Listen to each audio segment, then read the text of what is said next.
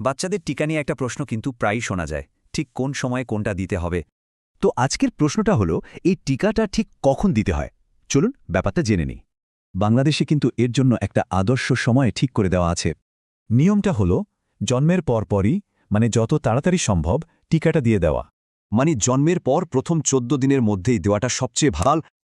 আচ্ছা, যদি কোনো কারণে এই সময়টা পার হয়ে যায়, চিন্তার কিছু নেই, আরও একটা সুযোগ আছে। তাহলে চলুন দেখি দ্বিতীয় সুযোগটা ঠিক কখন পাওয়া যায়। শিশুর বয়স 1 বছর হওয়ার আগ পর্যন্ত যে কোনো সময় এই টিকাটা দেওয়া যাবে। তাহলে ব্যাপারটা পরিষ্কার, তাই না? দুটো সুযোগ, জন্মের ঠিক পর আর 1 বছর পর্যন্ত।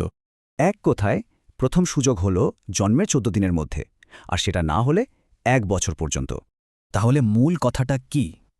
সবচেয়ে ভালো হয় জন্মের পরই, মিস হলে 1 বছর পর্যন্ত সময় আছে। কারণ শিশুর সুরক্ষাটাই তো আসল, তাই না? তাই সময়মতো টিকা দেওয়াটা খুব জরুরি।